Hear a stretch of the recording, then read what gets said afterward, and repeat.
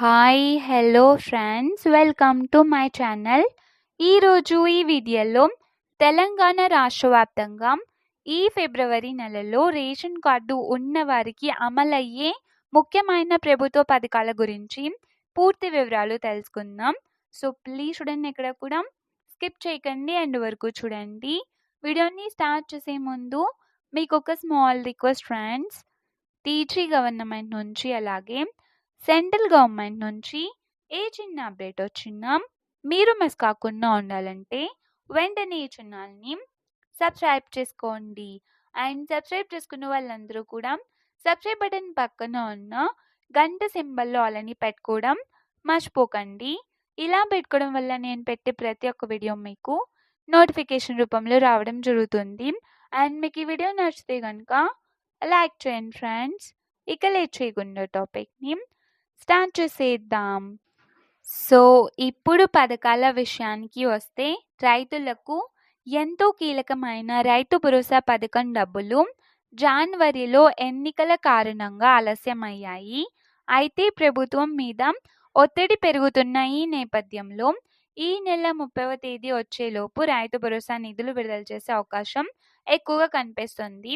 అంటే ఈ ఫిబ్రవరి నెలలోనే 30వ తేదీ కంటే ముందు తేదీలలోనే విడుదల చేసే అవకాశం ఉంది. ఎందుకంటే మున్సిపల్ ఎన్నికలు కూడా జరుగుతున్నాయి కాబట్టి ప్రభుత్వం మరో తప్పు చేయకుండా ముందుకు వెళ్తుందని సమాచారం.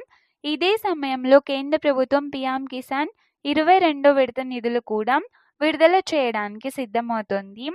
కేంద్ర ప్రభుత్వం బడ్జెట్ ప్రవేశపెట్టిన తరువాత పీఎం కిసాన్ డబ్బులతో పాటు రాష్ట్ర ప్రభుత్వం రైతు భరోసా నిధులు కూడా విడుదల చేసే అవకాశం ఉంది. అలాగే మహిళలకు సంబంధించి మహాలక్ష్మి పథకం కింద ప్రతి మహిళకు నెలకు 2,500 రూపాయలు అందించే పథకాన్ని ఈ ఫిబ్రవరి నెలలోనే 30వ తేదీ వచ్చేలోపే ప్రభుత్వం ప్రకటించి మనకు డబ్బులైతే ఈ ఎండింగ్లో చివరిలో అయితే ఉగాది నుంచి లేదంటే మార్చి నెలలో అయినా ఉగాది కానుకగా విడుదల చేసే అవకాశాలు ఎక్కువగా ఉన్నాయి. సో మరోవైపు రేషన్ కార్డుదారులకు బియ్యంతో పాటు గోధుమలు, జొన్నలు, రాగులు ఇంకా దాదాపు 23 రకాల సరుకులు అందించే విధంగా ప్రభుత్వం ప్రణాళికలు సిద్ధం చేస్తుంది.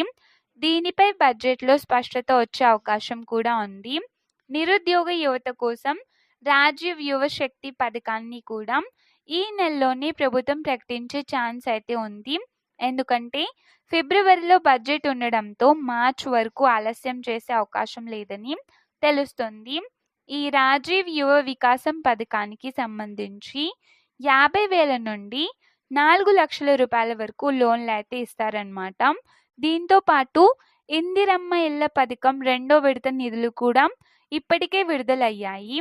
సో మొదటి దశ పూర్తి చేసుకున్న లబ్ధిదారులకు విండో స్టేజ్ డబ్బులు కూడా పడుతున్నాయి. ఇంకా పెండింగ్లో ఉన్న వారికి త్వరలోనే క్లారిటీ వచ్చేస్తుంది. సో ఈ విధంగా ఈ ఫిబ్రవరి నెలలో పథకాలు అయితే ప్రారంభించబోతున్నారు. దీనికి సంబంధించి ఏ చిన్న ఇన్ఫర్మేషన్ వచ్చినా కానీ నేను మన ఛానల్లో తప్పకుండా వీడియో చేసి పోస్ట్ చేస్తూ ఉంటాను. మీరు ఆ యొక్క వీడియోస్ని మిస్ కాకుండా ఉండాలంటే వెంటనే మన ఛానల్ని సబ్స్క్రైబ్ చేసుకోండి. సో టుడే ఇన్ఫర్మేషన్ ఫ్రెండ్స్, మీకు ఈ వీడియో నచ్చితే లైక్ చేయండి, షేర్ చేయండి అండ్ సబ్స్క్రైబ్ చేసుకోండి. Thanks for watching.